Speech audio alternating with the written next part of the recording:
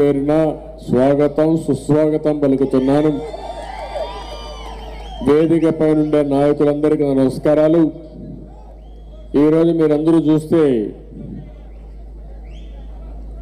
నెల్లూరు ఉదయగిరి నుంచి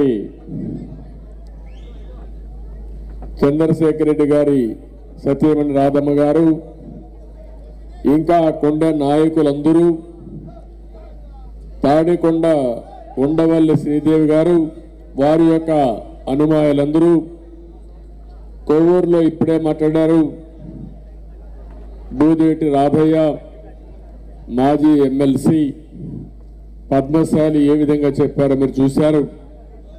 తంబళ్లపల్లి దాసరిపల్లి జయచంద్రారెడ్డి, రామచంద్రాపురంలో రాయపరెడ్డి సూరిబాబు గారు, మంత్రాలయం నుంచి రాఘవేందర్ రెడ్డి గారు,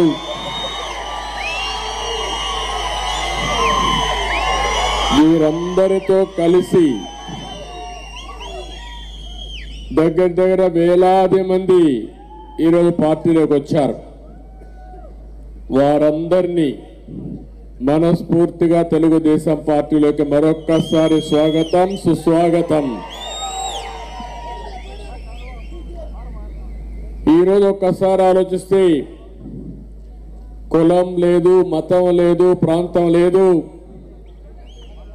ప్రతి ఒక్కరి ఆలోచన ఒకటి, మళ్ళీ మా జీవితానికి భరోసా కావాలి, మళ్ళీ మా పిల్లల భవిష్యత్తు ఉండాలని ముక్త కంఠంతో కోరుకుంటున్నారు. ప్రత్యక్షంగా పరోక్షంగా ఇప్పుడు ఏ అభిప్రాయాలైతే వేదిక పైన చెప్పారో ఈ అభిప్రాయాలే రాష్ట్రం అంతా కూడా ఉండే పరిస్థితి వస్తూ ఉంది. మనం డిసెంబర్లో ఉన్నాం, జనవరిలో ఇంకా సైకిల్ స్పీడ్ పెరుగుతుంది. ఫిబ్రవరి వచ్చే కొద్దికి ఇంకా స్పీడ్ పెరిగి ఏదైతే ఫ్యాన్ ఉందో ఫ్యాన్ పంక్చర్ అయిపోతుంది, ఎక్కడికక్కడ తిరిగే పరిస్థితి కూడా ఉండదు. ఈరోజు రాష్ట్రంలో మీరు ఒక్కసారి చూస్తే ప్రమాద ఘటికలు మీరు నిన్న మొన్న చూస్తున్నారు. ఏం జరుగుతుందో వైఎస్ఆర్ కాంగ్రెస్ పార్టీలో ప్రకంపనలు. మా తమ్ముడు చెప్తున్న బంగాళాదుంప అయిపోయింది, ఇప్పుడు చిల్లర దుంపకు వచ్చింది. మనం చూస్తే వైసీపీ నావకు చిల్లు పడింది. ఇప్పుడు పడవకు ఒకసారి చిల్లు పడితే ఇంకది బయటపడే పరిస్థితి లేదు. ఎవరైనా దూకి పారిపోతే కొంతమంది ప్రాణాలు కాపాడుకుంటారు, లేకపోతే కొట్టుకొని పోతారు. అదే జరగబోతుంది.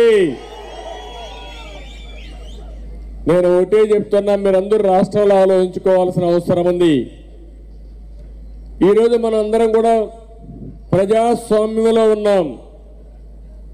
ప్రజాస్వామ్యంలో ప్రతి ఒక్క వ్యక్తి ఆలోచించుకోవాల్సింది, ప్రజాధనానికి ఒక ట్రస్టీగా పనిచేయాలి, ప్రజలకు మెరుగైన సేవలు అందించాలి. ఈరోజు రేపు ఎల్లుండి కూడా ఉంది. ఇవన్నీ కూడా దూరదృష్టిలో పెట్టుకుని హోందాతనంగా వెలగవలసిన అవసరం ఉంది. నేను ఒకటే మీ అందరికీ చెప్తున్నా, ఈరోజు 4 సంవత్సరాల 9 నెలలు అయిపోయింది. 3 నెలల తర్వాత జగన్ ఎక్కడికి పోతాడో నాకు తెలియదు. అయితే మనం గుర్తుపెట్టుకోవాల్సింది, సాంప్రదాయాలన్నింటినీ కూడా సర్వనాశనం చేసే పరిస్థితికి వచ్చారు. ఎప్పుడన్నా పేపర్లో చూసారా? ప్రజల్ని ఎప్పుడన్నా కలిశాడా జగన్ గారు?